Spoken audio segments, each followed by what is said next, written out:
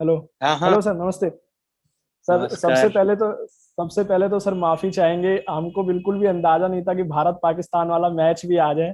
तो वो अरे 1 घंटा जो इतना that was just a coincidence. मतलब हम्म, कोइंसिडेंस क्या पता था, बट पता था दिस इज सर, लेकिन ध्यान नहीं रहा, बिल्कुल बिल्कुल भी ध्यान नहीं रहा कि आज इंडिया वर्सेस पाक का मैच है। मतलब पता था 14 तारीख को है, लेकिन कंसीडर ही नहीं करा जब डेट और टाइम डिसाइड करा तो। कोई नहीं यार, दिस इज प्रायोरिटी। हाँ। नमस्कार दोस्तों, a very good evening to everyone.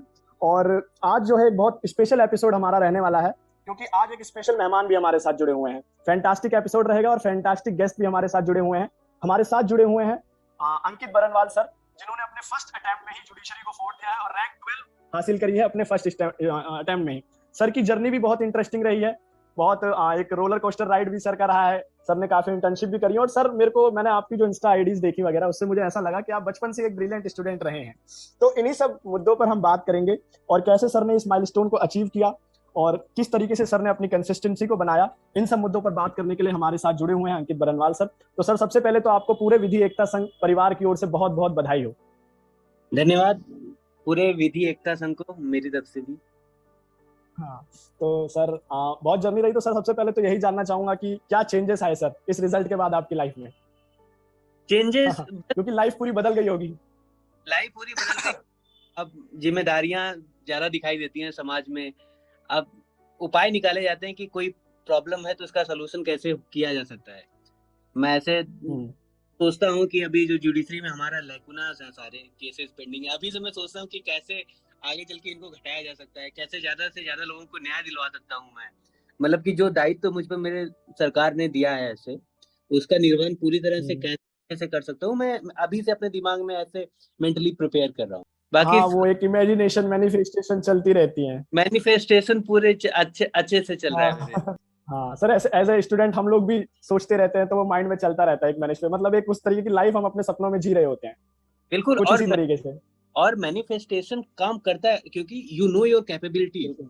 अगर आपको आपकी बिल्कुल सर। कैपेबिलिटीज मालूम है कि आप क्या कर सकते हो, तो मैनिफेस्टेशन तभी तो काम करता है। नहीं तो ऐसे अनरीजनेबल इम्पॉसिबल चीजों के लिए मैनिफेस्टेशन नहीं बना। आपकी मैनिफेस्टेशन काम। कैपेबिलिटी आप बिल्कुल। पहचान, मैनिफेस्टेशन काम करता है। सर, शुरुआत से शुरू करना चाहेंगे, क्योंकि एक फैंटास्टिक जर्नी आपकी रही है, तो इस फैंटास्टिक सफर में कुछ भी छोड़ना उचित नहीं रहेगा। तो सर, एजुकेशनल बैकग्राउंड से शुरुआत करते हैं। आपकी एजुकेशनल, आपका 9th 10th और जो भी मतलब सेकेंडरी हायर सेकेंडरी और पूरा आपका लॉ, पूरा एजुकेशनल बैकग्राउंड सर थोड़ा एक्सप्लेन करिए। एजुकेशनल बैकग्राउंड में मेरी जो स्कूलिंग रही है वो जवाहर नवोदय विद्यालय जीएनपुर आजमगढ़ से रही है। तो वही नवोदय विद्यालय में ही हमने एंट्रेंस दिया था। तो 9वीं 10वीं 11वीं 12वीं 12वीं तक नवोदय विद्यालय से। उसके बाद 2015 में जब 12th पास हुए नवोदय से ही आजमगढ़, फिर क्लैट दिया। तो 2015 में मेरी क्लैट रैंक थी 1292। तो उस वाह हिसाब से सर। मतलब, हाँ, तो मुझे ऐसे लिस्ट में एनएलयू विशाखापट्टनम मिला था। तो मैंने ले लिया क्योंकि मेरे हम्म। अंकल भी थे, मैं वहीं पे पोस्टेड थे नेवी में। तो पहली बार घर से इतनी दूर निकलना था, तो मैंने ले लिया विशाखापट्टनम। जाके देखा, शहर अच्छा लगा, कैंपस उनका जो बन रहा था वो भी ठीक था। एक तरफ पहाड़, एक तरफ ये प्रायोरिटीज थी मेरी। एनएलयू विशाखापट्टनम जाने से पहले। हाँ, लेकिन एनएलयू टैग है तो ऑब्वियसली पढ़ाई अच्छी होगी, सारे टीचर्स अच्छे थे, फैकल्टी अच्छी थी। और ये आप पे डिपेंड करता है कि आप कहाँ से भी पढ़ते हो और किस तरह से पढ़ते हो। हम्म। तो 5 साल के फिर लॉ करियर जर्नी स्टार्ट हो गया 2015 से 2020 तक। उसके बीच में बहुत सारी इंटर्नशिप की। हर जगह हम्म। मेरी सारी इंटर्नशिप उठा के देखोगे तो अलग अलग शहरों में थी। हम्म। मेरी पहली इंटर्नशिप थी बैंगलोर में, हम्म। एनजीओ। तो ग्रीन पीस एनजीओ, पहली इंटर्नशिप बैंगलोर में। दूसरी इंटर्नशिप मेरी थी कोयम्बटूर में, जो एलपीओ था। तो मेरी एक बिगनिंग भी रही है कि मुझे हर जगह एक इंटर्नशिप करनी है ताकि हर जगह का आइडिया रहे। हम्म। मेरी 8 या 9 इंटर्नशिप है, सभी अलग अलग जगहों पे, कोई एनजीओ में, एलपीओ में, डिस्ट्रिक्ट कोर्ट, हाई कोर्ट। उसके बाद तुम्हारा बैंक में भी मेरा एक इंटर्नशिप रहा है। तो ये है कि सभी फील्ड्स का नॉलेज आपके पास होना चाहिए। एक एक स्टेटमेंट भी था फेमस की, और लॉयर इज एन एपिस्टेमोलॉजिस्ट की, उसे नॉलेज का नॉलेज होना बहुत हम्म। जरूरी। तो इंटर्नशिप के बहाने से हर जगह घूमे भी हम लोग। बैंगलोर गए हम्म। तो वहाँ घूम लिए, मैसूर घूम लिए, कोयम्बटूर गए तो वहां से पलक्कड़ वगैरह, मुन्नार वगैरह चले गए, ऊटी चले हम्म। गए। और दिल्ली में भी इंटर्नशिप रही है मेरी, मैंने कलकत्ता में भी इंटर्नशिप की अपनी एक। और उसके बाद 5 साल में जो किया वो थे ढेर सारे mood courts and debate hmm. Competitions and mediation, paper presentation वगैरह। ये सब एनएलयूज में अच्छा कल्चर होता है, अच्छा कल्चर हम्म। माना जाता है। तो फर्स्ट ईयर से ही मूड कोर्ट करने लगे हम लोग, डिबेटिंग करने लगे, पेपर प्रेजेंटेशन के लिए जाने लगे। मैंने एक नेशनल मूड भी जीता हुआ है एमआईटी नोएडा में एक 2009।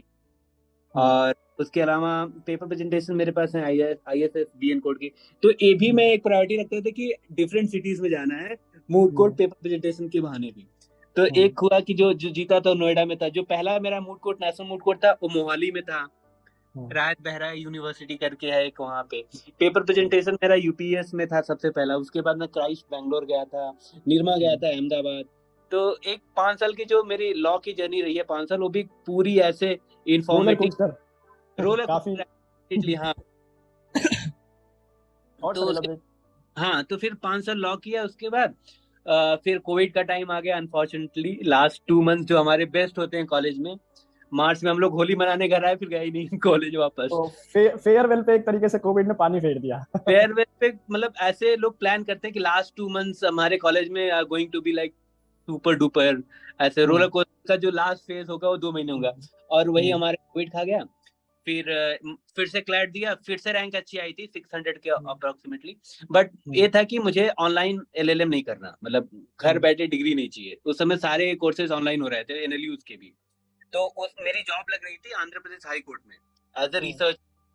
तो मैंने जॉब को प्रायोरिटी दी। मैं बोला कि एलएलएम जब कोरोना हटेगा, कोविड पीरियड, तो एलएलएम कर लूंगा मैं। तो उसके बाद 2 साल जॉब किया आंध्र प्रदेश हाई कोर्ट में, 3 चीफ जस्टिस के साथ, जिनमें से 2 अभी सुप्रीम कोर्ट में एलिवेटेड हैं।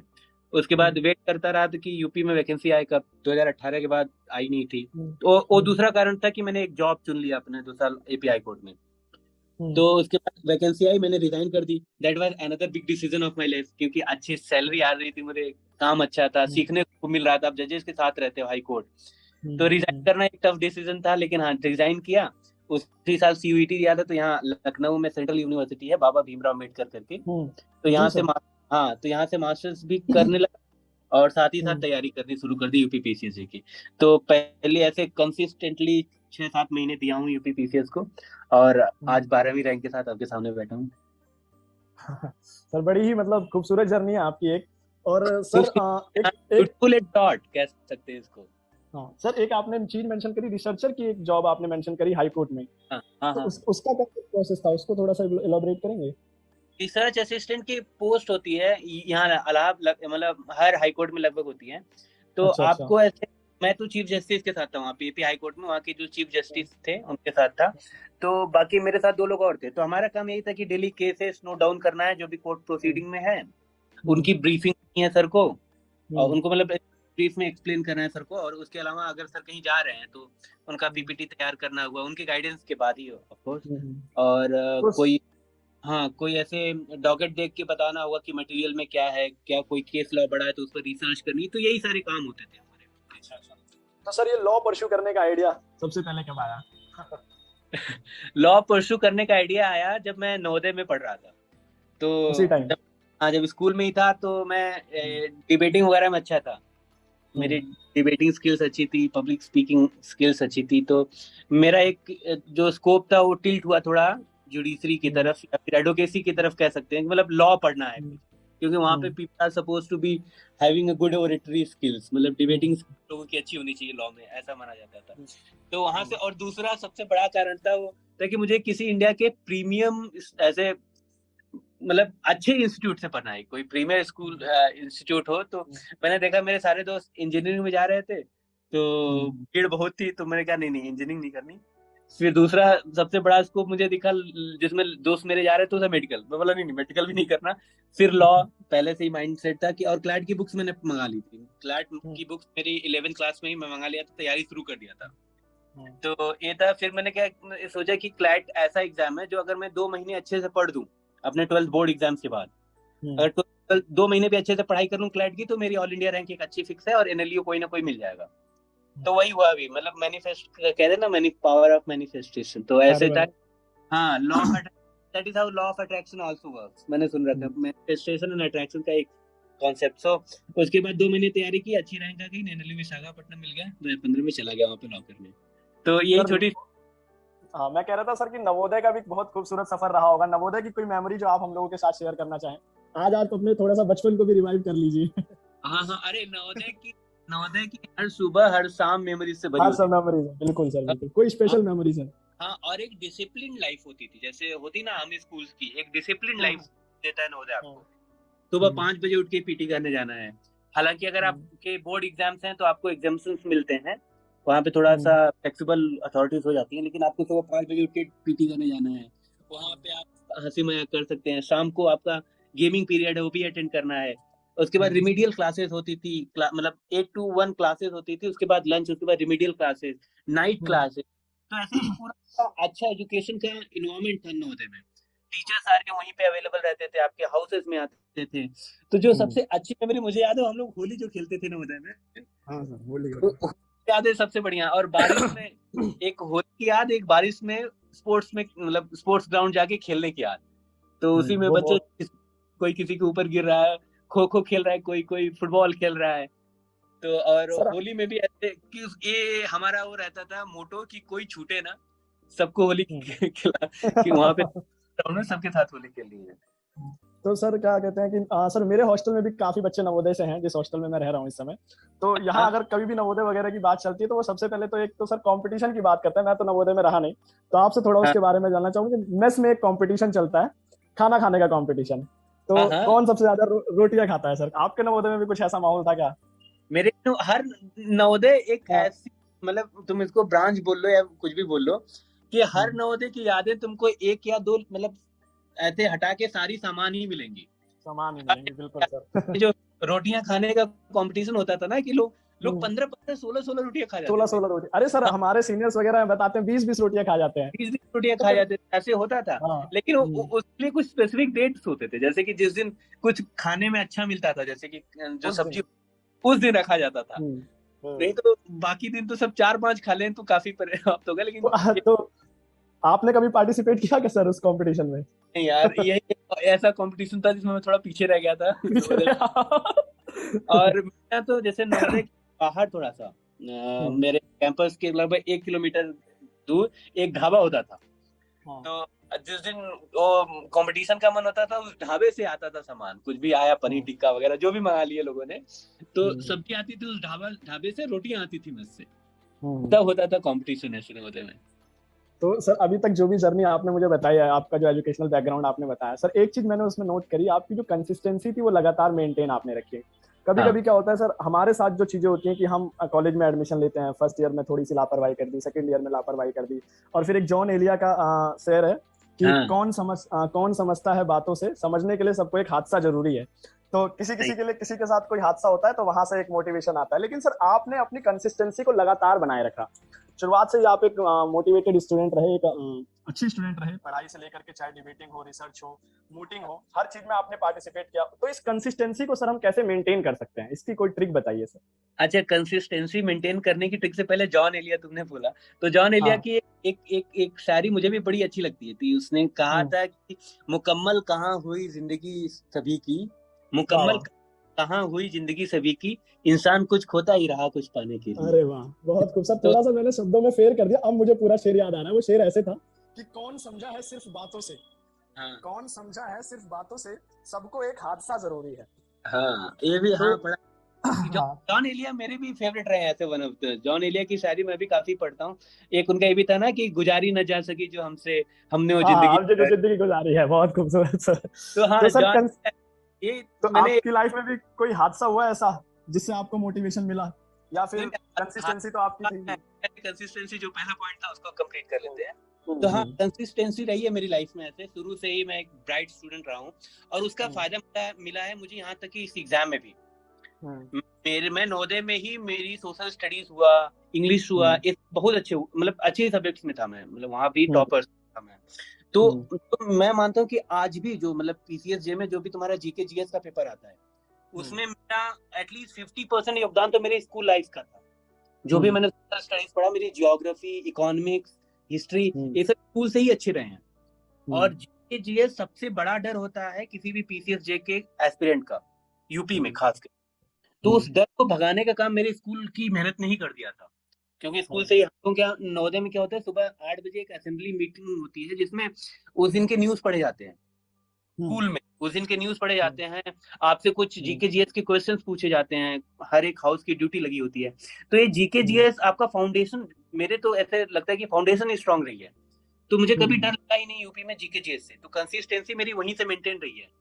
वहां भी अच्छे परसेंटेज आना, अच्छी रैंक आना क्लास में, फिर क्लैट में अच्छी रैंक मिलना, फिर एनएलयू जाना, फिर एनएलयूज में भी अच्छा परफॉर्म करना, फर्स्ट ईयर से ही मोटिवेटेड रहना, फिर पास आउट होते ही एक जॉब ले लेना, ऐसे जजेस के साथ काम करना, उनसे सीखना। फिर जब यूपीपीसीएस जे की नोटिफिकेशन आई तो रिजाइन करने के लिए हिम्मत जुटाना, हिम्मत चाहिए होती है, वो भी बहुत बड़ा एक बहुत पॉइंट बड़ा है आपकी लाइफ में सर। आप जब ऐसे अच्छे से सेटल्ड हो, मतलब उस समय मुझे लगता था कि मैं सेटल्ड हूँ ठीक ठाक, लेकिन ये नहीं था, ये था सर कि आप चाहें तो रिसर्चर असिस्टेंट की सैलरी डिस्क्लोज कर सकते हैं, अब तो आप है नहीं। 40,000 थी मेरी, ऐसे 40,000 ऐसे था कि, लेकिन उसमें ग्रोथ नहीं था, तो फिर ये था कि कभी ना कभी तो छोड़ना है। पूरी लाइफ टाइम ऐसे रिसर्च असिस्टेंट थोड़े कुछ, मुझे खुद के रिसर्च असिस्टेंट चाहिए ताकि मैं सोसाइटी को कुछ दे सकूं।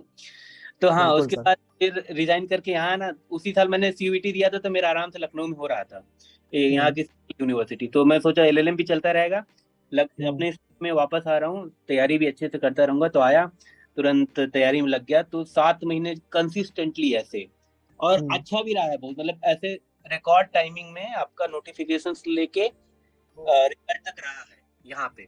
और 7-8 महीने की कंसिस्टेंसी बनाना बहुत डिफिकल्ट नहीं है, मतलब जिनके लिए डिफिकल्ट है उनके लिए तो एक हफ्ते की भी कंसिस्टेंसी बनाना डिफिकल्ट है, लेकिन 7-8 महीने की कंसिस्टेंसी बनाना भी नहीं।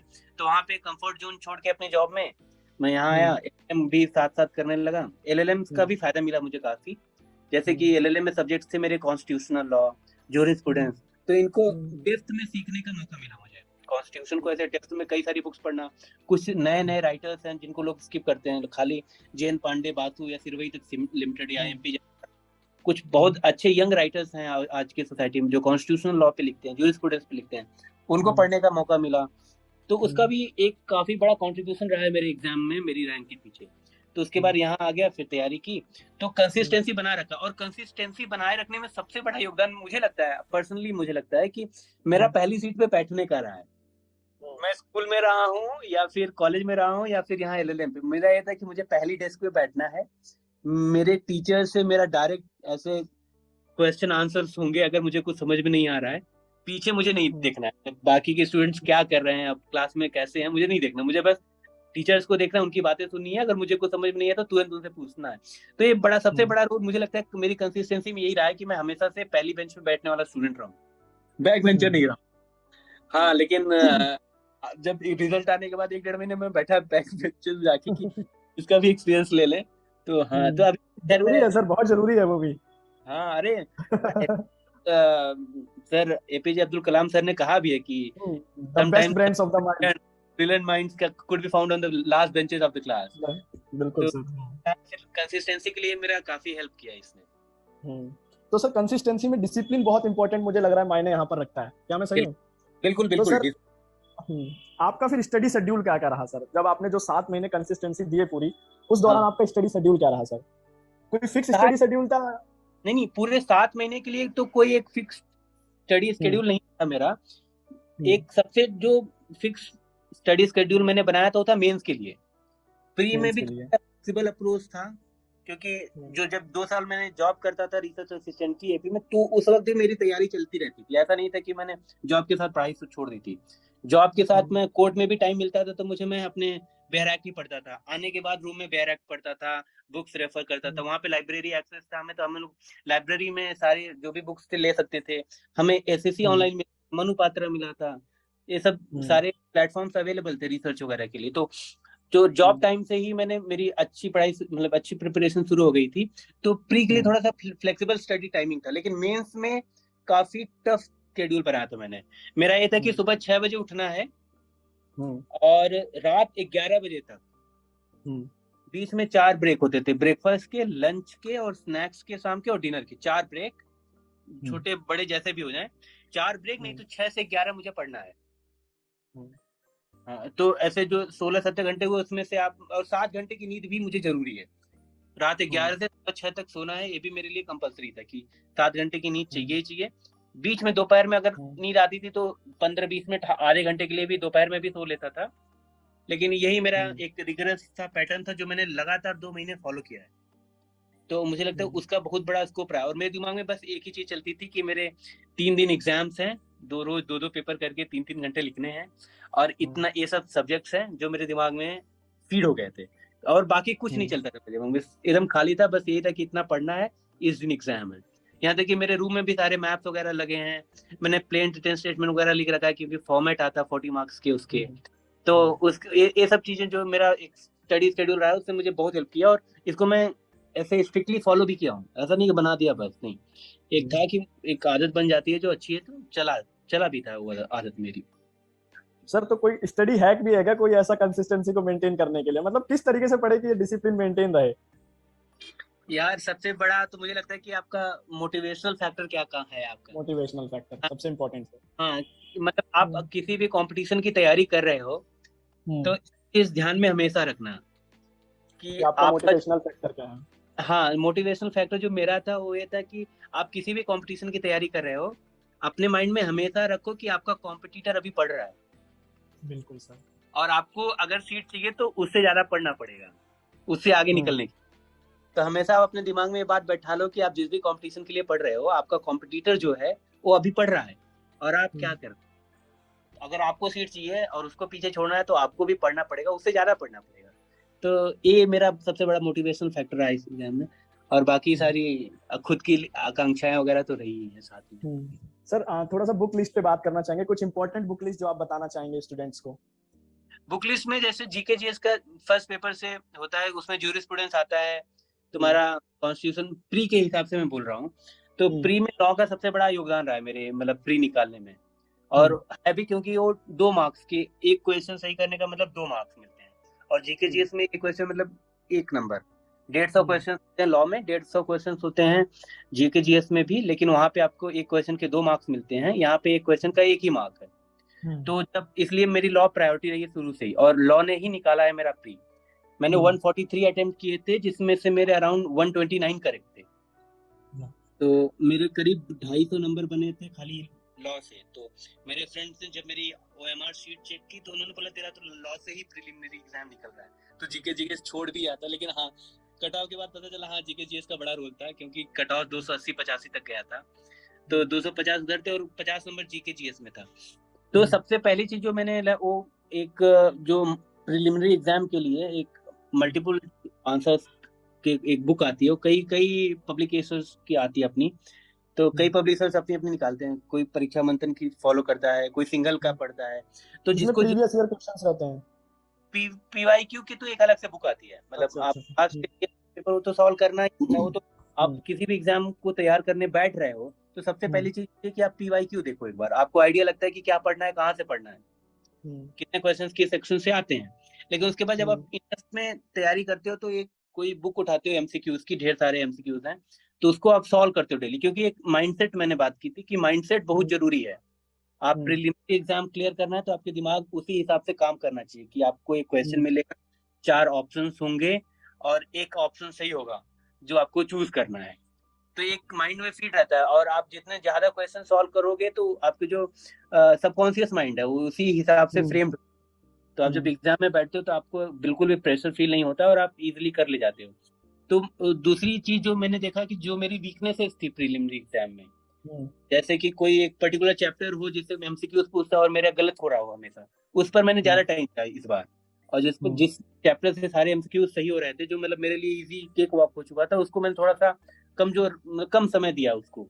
तो एक स्ट्रेटेजी मेरी रही है, तो इस हिसाब से मैंने प्रिलिमिनरी एग्जाम में भी टाइम बांट दिया था कि, और जो सबसे जरूरी चीज मैं मानता हूँ जीके जीएस पेपर के लिए वो था कि आपको न्यूज़पेपर तो रोज पढ़ना है, और मैं मतलब पिछले 2 साल से एक मेरी हैबिट रही है जॉब के टाइम से ही कि रोज मुझे कम से कम 2 न्यूज़पेपर पढ़ने हैं। एक तो मैंने सब्सक्राइब कर रखा था द हिंदू अपने लैपटॉप में, तो डेली मुझे एक न्यूज़पेपर आ जाता तो रोज पढ़ना होता था, और जीके जीएस वहीं से, जैसे कि मैं इसमें एग्जाम्स में कई सारे क्वेश्चन थे, सेबी की फंक्शनिंग एक क्वेश्चन था कि सेबी की फंक्शनिंग लिखिए, तो उसके लिए था कि रिसेंट अडानी हिंडनबर्ग रिपोर्ट आई थी, तो उससे रिलेटेड क्वेश्चन था, एक क्वेश्चन पूछा था ग्लोबलाइजेशन को एक्सप्लेन कीजिए, what is globalisation according to, तो उसमें मैं एक आर्टिकल पढ़ा था जिसमें लिखा था कि globalisation is nothing but shrinking of time and space, ये अपने थिंकिंग ऑफ टाइम।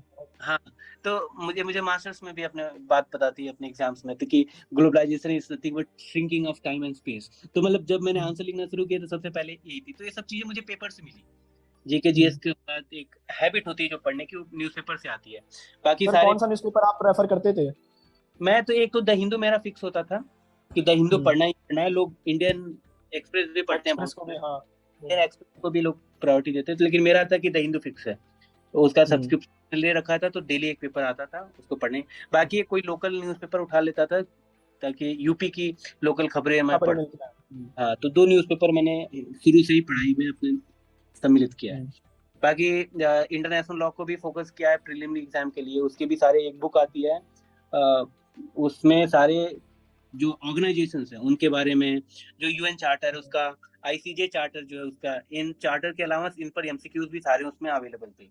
तो उसको भी पढ़ के प्रीलिमिनरी एग्जाम में तो मेरा वो अच्छे अच्छे मार्क्स आ गए थे। फिर जैसे ही मुझे लगा कि हाँ प्रीलिमिनरी एग्जाम हो जाएगा, वैसे मेंस के लिए मेरी स्ट्रेटेजी पूरी चेंज हो गई।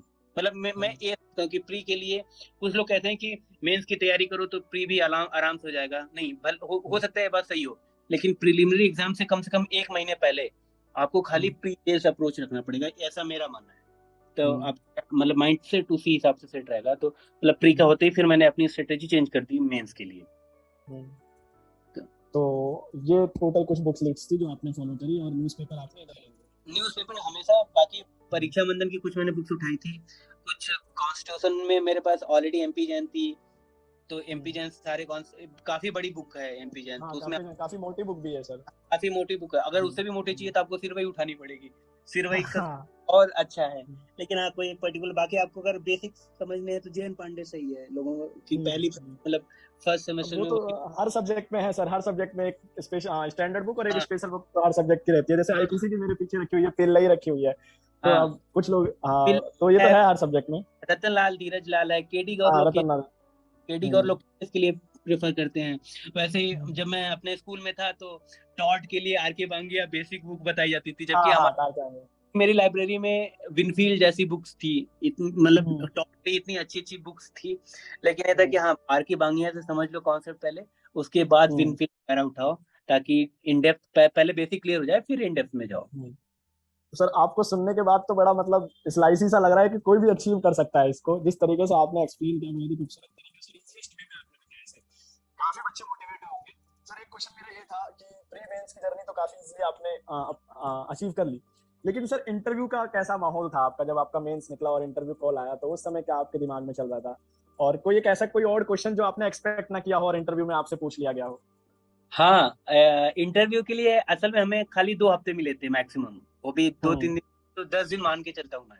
तो 10 दिन इंटरव्यू, वैसे आपकी पर्सनालिटी टेस्ट होती है, उसमें आपका लीगल नॉलेज उतना नहीं देखा जाता है। ऐसा माना जाता है कि आप कैसे प्रेशर हैंडल कर सकते हो ये देखा जाता है, आप कितनी कामनेस से उनका आंसर कर रहे हो ये देखा जाता है आपके इंटरव्यू में। तो मुझे 10 दिन मिले थे, तो 10 दिन में मैंने सबसे ज्यादा मॉक इंटरव्यूज दिए हैं। मैं जितने मौके मिले मॉक इंटरव्यू देने का, मैंने मॉक इंटरव्यूज दिए हैं, ताकि मुझे कॉन्फिडेंस आए मॉक इंटरव्यू देने से कि ऐसे क्वेश्चंस पूछे जाएंगे, मुझे ऐसे आंसर्स देने हैं उसमें।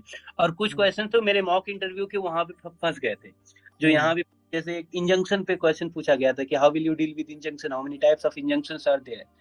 ये मॉक इंटरव्यू में पूछा गया था, ये मुझसे मुझसे एक्चुअल पैनल ने भी पूछा था। तो उससे अगर एक क्वेश्चन भी ऐसे फंस जाए तो आप कॉन्फिडेंस आपके अंदर ही है कि आपने दे चुका है कई सारे इंटरव्यू। तो मेरे साथ एक क्वेश्चन जो अनएक्सपेक्टेड सा था, जो पूछा गया था एक्चुअल इंटरव्यू में, वो था कि अ जज should be a good citizen, what is the definition of good citizen according to you. फिर मैम ने मुझे बोला ऐसे कि हाँ आप बताइए कि आप जज बनना चाहते हैं कि एक जज को एक अच्छा नागरिक होना चाहिए, और एक अच्छे नागरिक की परिभाषा क्या होती है। तो मेरे मुझसे पहला ही क्वेश्चन एक्चुअल पैनल में पूछा गया था कि एक अच्छे नागरिक की परिभाषा दीजिए। तो मैं बोला हाँ अच्छा नागरिक होना तो चाहिए, मतलब दिमाग में सोचा 3-4 सेकंड में कि अच्छा नागरिक होना तो चाहिए, डेफिनेशन क्या है अच्छे नागरिक की। तो बोला नहीं, आप इंटरव्यू पैनल के सामने आपको स्टैंड आउट करना है लोगों से, तो हार्ड वर्किंग ऑनेस्ट ये सब नहीं बोलना है, लोगों ने यही बताया इनको, तो आप कुछ एक लीगल आंसर दो इनको।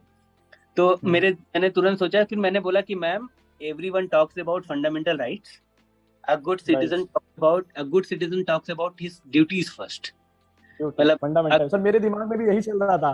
हाँ, a good citizen fundamental duties वाला कुछ हिट कर रहा over था। rights. A good citizen hmm, prioritizes his duties over rights. तो मतलब वो अपनी हम्म, ड्यूटीज को प्रायोरिटी देता है अपनी राइट्स पे।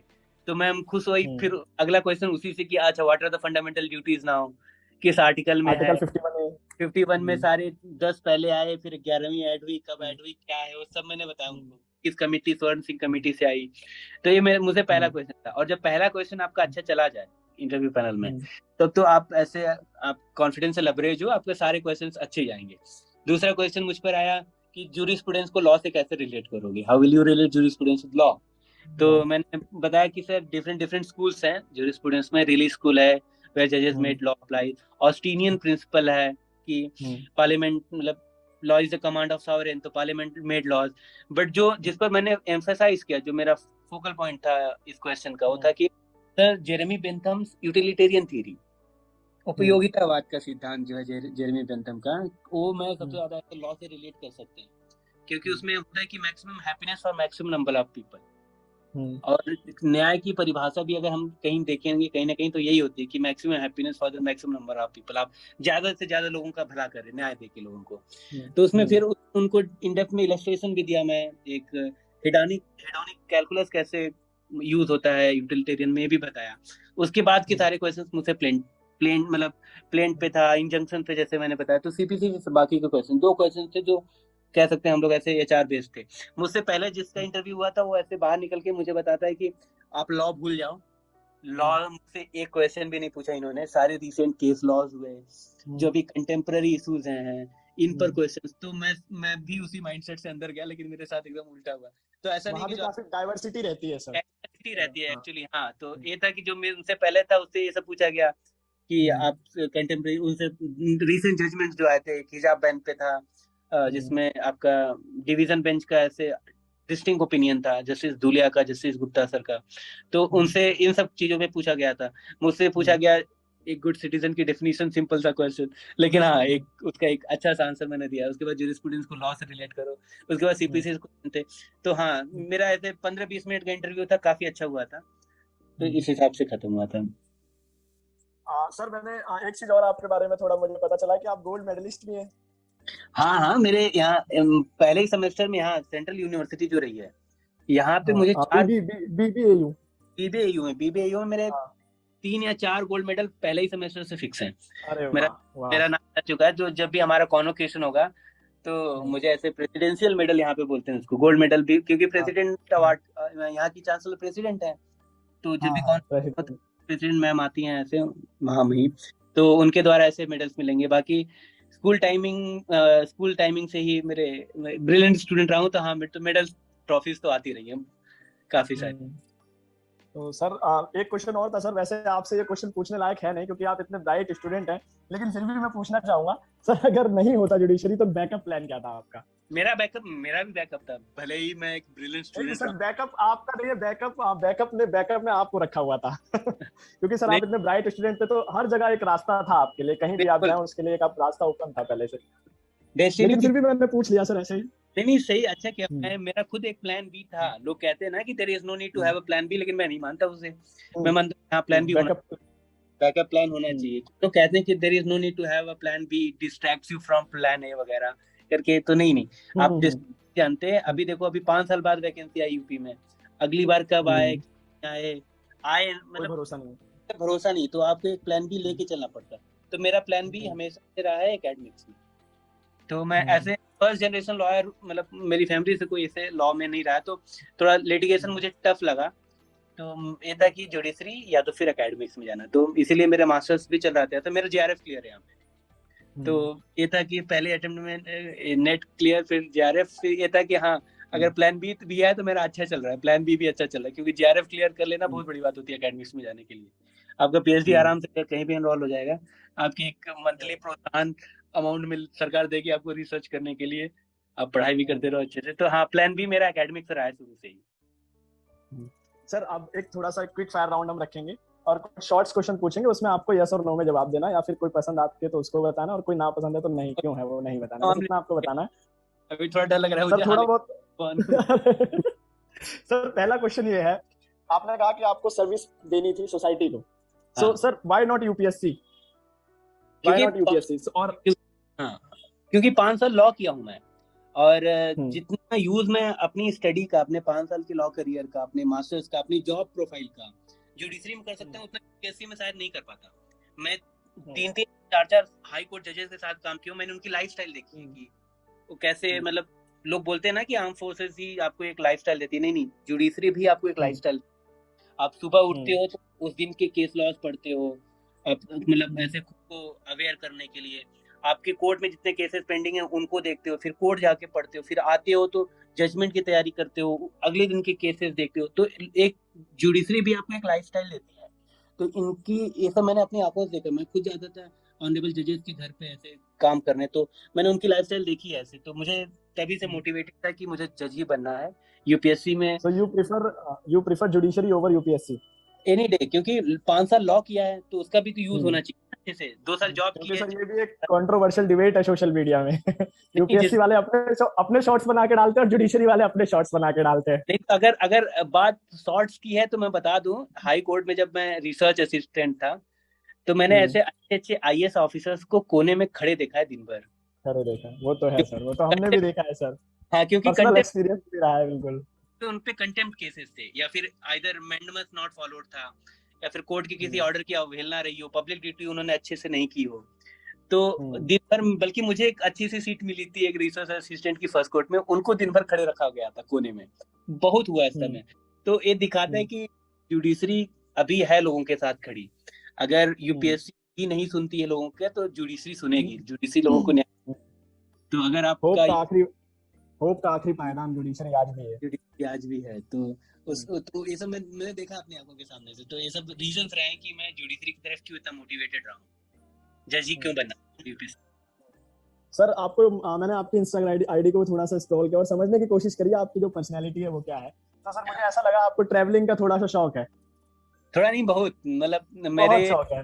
हाँ, तो पहला रीजन यही, किसी से कह सकते हो कि मुझे, मैं कोशिश कर रहा था कि मुझे जो लॉ करना है यहाँ से वो किसी साउथ इंडिया में कोई यूनिवर्सिटी मिले, ताकि तो sir next top 3 places on your travel bucket list.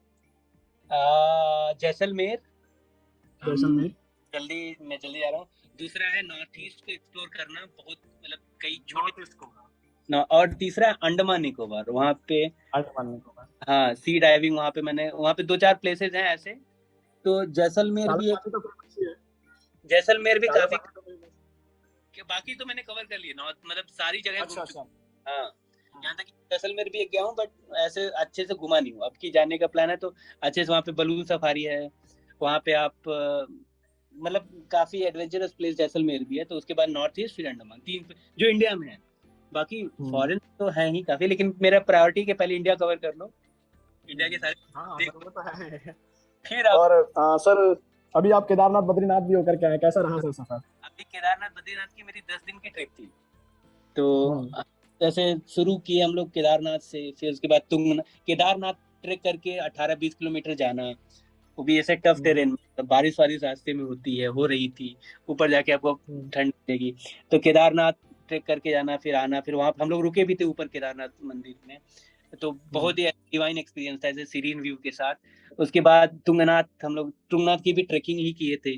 Tungnath के 1.5 किलोमीटर और एक ऊपर चढ़ाई है चंदशिला करके।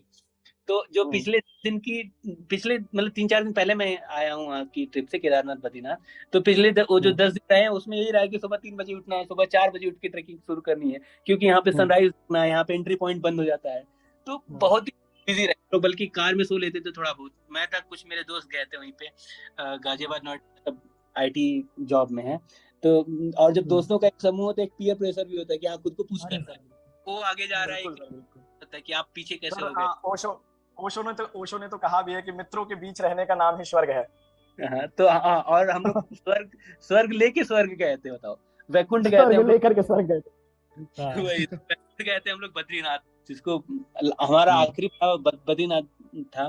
तो बद्रीनाथ हम लोग लास्ट में गए। बीच में तुंगनाथ चौपटा पड़ता है, चौपटा, उसको मिनी स्विट्जरलैंड बोलते हैं इंडिया का। सारे प्रयाग देखते हुए, देव प्रयाग, रुद्रप्रयाग सारे। फिर बद्रीनाथ में हम लोग गए। बद्रीनाथ के 4 किलोमीटर आगे एक इंडिया लास्ट विलेज बोलो या फर्स्ट विलेज बोलो, माना करके एक गांव है। तो हम लोग माना विलेज पे, तो माना उसमें भी बस बद्रीनाथ से 4 किलोमीटर आगे था। और बद्रीनाथ में ये था कि ट्रेकिंग नहीं थी कुछ, आपको वहां तक पहुंचा देते हैं। फिर वापसी में हम लोग ऋषिकेश में रुके थे, तो ऋषिकेश में भी हमारी कैंपिंग थी। वहां पे रिवर राफ्टिंग थी वहां पे। हम लोग फिर तो वो है ना कि ओशो का सही बात है, जहाँ पे दोस्त है वहाँ स्वर्ग है, तो हम लोग स्वर्ग लेके स्वर्ग, फिर जहाँ भी पूरे रास्ते पर स्वर्ग लेके घूमे। तो एंड सर एक चीज और मैं पूछना चाहूंगा, सर कोचिंग इज नेसेसरी और not for clearing the UP judiciary exam? Necessary, I won't say necessary, हाँ, बट जो है कि कोचिंग आपको एक डिसिप्लिन्ड गाइडेड वे में मटेरियल प्रोवाइड कराती है। आपका ये होता है कि 3-4 घंटे जो आप कोचिंग की क्लास कर रहे हो वो आप ऑनेस्टली कर रहे हो, तब तो ठीक है। मतलब नेसेसरी तो मैं नहीं कहूँगा, मैंने खुद कहीं से कोचिंग ऐसे नहीं ली। बट हाँ, लोकल लॉज की मैं यहीं पे लखनऊ में कोचिंग है यंग एस्पिरेंट्स करके, तो लोकल लॉज की, क्योंकि मेरे लिए लोकल लॉज नहीं आता। जो यूपी के स्टूडेंट्स हैं उनको तो स्कूल, मतलब लॉ स्कूल डेज में ही लोकल लॉज पढ़ाया जाता है, लेकिन साउथ में ऐसा कुछ था नहीं। तो लोकल लॉज के लिए मैंने कोचिंग ज्वाइन की थी। बाकी मॉक टेस्ट के लिए लिया था, मॉक टेस्ट सीरीज लिया था। इंटरव्यू गाइडेंस प्रोग्राम मैंने कईयों का लिया है। और तो मॉक टेस्ट का भी बहुत फायदा। अच्छा सर, आपने लगभग कितने कितने कितने क्या मॉक्स दे दिए थे सर आपने उन 10 दिनों में लगभग? 10 दिनों में हाँ, टोटल कितने नंबर ऑफ मॉक्स दे दिए थे आपने? 50 बोलूंगा तो ज्यादा लगेगा, लेकिन हाँ, आंकड़ा 25? 50। अरे मैं बोल रहा हूँ ना कि 50 बोलूंगा तो लगेगा नहीं आंकड़ा सर, ज्यादा मतलब है, लेकिन हाँ, लगभग 50। मेरे एक दिन में दिन ऐसे में चार दिन में चार दिन में एवरेज 5 नहीं, मतलब 10 5 दिन तक का, मॉक्स दिए हैं आपने एवरेज? मतलब मेरा 18 को था, मानना एक पड़ेगा सर। एक या दो को आया था, तो 15 दिन का टाइम मिला, नॉट एग्जैक्टली 10। तो एवरेज आप 3 ले लो पर डे के हिसाब से। तो ये रहा है कि मेरे मेरे वो जो 10-15 दिन रहे हैं रिजल्ट, मेंस का रिजल्ट आने के बाद इंटरव्यू तक का, तो कम से कम आपका 45-50 मार्क्स, क्योंकि ये था कि मॉक में से आपको जितने डिफरेंट टाइप के क्वेश्चन लोग पूछे, डिफरेंट पैनल होगी, ऑब्वियसली लोगों के दिमाग में डिफरेंट डिफरेंट क्वेश्चंस होंगे। अगर उन क्वेश्चंस में भी मान लो मैंने अगर 45-50 दिए हैं, 10 क्वेश्चन पर मॉक मान लो, तो 500 क्वेश्चन हो जाते हैं। 500 क्वेश्चन में से अगर आपके 5 भी फंस गए एक्चुअल इंटरव्यू में, और जो आपके अंदर कॉन्फिडेंस भर सर देगा, इस जो आपके अंदर कॉन्फिडेंस भर देंगे सारे मॉक, तो है ही आप उतने। मेरे एक टीचर बोला करते थे कि जो इंसान 1-1.5 महीने की पढ़ाई में नहीं सीख पाता, वो कुछ डिस्कशन से या इंटरव्यू में, एग्जाम में सीख लेता है। तो मैंने वही उसकी मोटो बना बिल्कुल सर, के सारे मॉक इंटरव्यूज दिए, और बोला यहाँ से अगर मेरे 2-4 क्वेश्चन भी वहां पे अगर फंस गए तो I am the luckiest person then. तो बहुत बहुत सारे सर मुझे लगता है आपको थोड़ा हाँ, मूवीज वगैरह के बारे में सर थोड़ी सी बात कर लेते हैं, इम्पोर्टेंट है। नहीं तो जरूरी सर बॉलीवुड और हॉलीवुड दोनों। मैं गैंग्स ऑफ मैं गैंग्स ऑफ वासेपुर से लेके अवतार अरे सर वाला ठीक मतलब तक हाँ, आज दोनों तो में मेरे सर interest तो है। कोई मूवी मूवी अगर आप सजेस्ट करना चाहें कोई नहीं, सजेस्ट जो करने लायक देखना चाहिए? तो बहुत सारी मूवीज है, मतलब लॉ बेस्ड जिनमें लीगल प्रिंसिपल्स हैं, जैसे कि एक 12 हाँ, लॉ एंग्री, बेस्ड हाँ, लीगल। 12 एंग्री मैन करके है एक movie, और गुड फिल्म करके है जिसका हिंदी में भी है कई सारे। बॉलीवुड में आपकी वो है के मेनन की, मूवी का नाम याद नहीं आ रहा, बॉलीवुड में भी उसका ऐसे सेम 12 एंग्री मैन का भी है, एक रुका हुआ फैसला करके। हाँ सर। तो हाँ, तो उसका दोनों में है ऐसी मूवीज। अवतार देखोगे तो अवतार में आपको इंटरनेशनल लॉ के कॉन्सेप्ट मिलेंगे। उसमें है ना कि आप कैसे जाके किसी की इंडिजिनस लैंड को ऐसे ऑक्युपाई करते हो कैसे, तो आपको इंटरनेशनल लॉ के कॉन्सेप्ट मिलेंगे। तो आप बस मूवी देखो ना, मूवी से सीखो आप काफी कुछ। तो बिल्कुल कोई सर, बिल्कुल आपको हर मूवी कुछ कुछ सिखा के ही जाएगी, कुछ ना कुछ सिखा देगी, और सर बहुत जल्दी सिखा देती है बहुत जल्दी। और और काफी वही, अच्छे से सिखा देती है। हाँ, और नॉट नॉट ओनली मूवीज, मैंने वेब सीरीज भी काफी सारी देखी हैं। सूट्स देखा है, तो सूट्स में आपको हार्वी स्पेक्टर, आपका अगर बेस्ट क्लोजर इन टाउन, आपका कॉर्पोरेट लॉ से रिलेटेड है। बॉस्टन लीगल करके एक आता है, तो मतलब Boston law, legal, yes sir. Boston legal है, सूट्स है, 2-3 तो अभी याद नहीं आ रहा मुझे। तो हाँ, how to get away with murder है। मतलब वो देखना ही चाहिए अगर आपको, ताकि जो आप टैक्टिक समझ सको लॉयर्स की अपने कोर्ट में। तो जरूरी है ये सब भी एक, मतलब फन वे में आपको सिखा जाते हैं। आपको थोड़ा अगर कुछ लाइट फील करना है आप, तो मूवीज देख लो, सीख लो उससे भी कुछ, और बाकी तो पढ़ाई तो है ही साथ में। तो थैंक यू सर, बहुत अच्छा, मतलब एक पॉडकास्ट रहा और हम अंतिम पड़ाव में हैं। तो सर एक चीज मैं और आपसे पूछना चाहूंगा सर, अगर आप जज बन चुके हैं तो सर कोई एक ऐसा प्रिंसिपल होगा जिसको आप अपना बेसिस मान करके आगे बढ़ेंगे, इस जुडिशरी की जो यात्रा है इसको आगे बढ़ाएंगे, तो वो प्रिंसिपल कौन सा रहेगा सर? वो कुछ स्पिरिचुअल प्रिंसिपल भी हो सकता है, कुछ फिलोसफिकल प्रिंसिपल भी हो सकता है। नहीं, इतने डीप में मैं नहीं आऊंगा। एक मार्टिन लूथर किंग जूनियर का एक बेसिक सा कोट है कि injustice anywhere is a threat to justice everywhere. तो कभी भी किसी भी कीमत में इनजस्टिस नहीं होने देना है कहीं भी, ताकि जो है और जो बाकी पेंडिंग टाइम है उनका कोशिश करना है कि लोगों का कोर्ट पे भरोसा बढ़े थोड़ा। इसीलिए अभी थोड़ा यंग जजेस को थोड़ा ज्यादा रिक्रूट किया जा रहा है कि ताकि जो प्रेशर हैंडल करना, जो ढेर सारे केसेस देखना है, उस नंबर बढ़े उनका।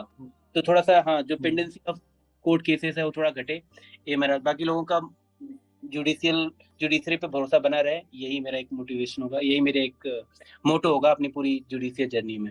और बाकी सोशल वर्क तो करना ही है। मैंने सोच रखा है कि संडे को किसी ऑर्फनेज जाना है या फिर ओल्ड एज होम जाओ, वहां भी कुछ करते रहो। मतलब आप छुट्टी ना लो एक।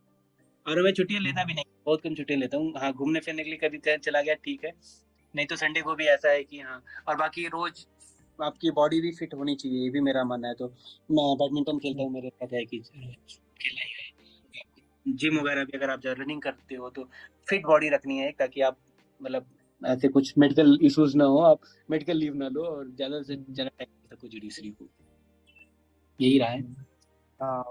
और सर एक लास्ट नोट, कुछ मोटिवेशन स्टूडेंट्स के लिए थोड़ा सा। हाँ, कंसिस्टेंसी बनाए रखो। और जैसा कि मैंने अपने इंटरव्यू के बीच में ही बोला था, वो बहुत ही बड़ा मोटिवेशनल फैक्टर है, वो सबके लिए काम करता है कि आप कॉम्पिटिटर को ध्यान में रख के पढ़ो।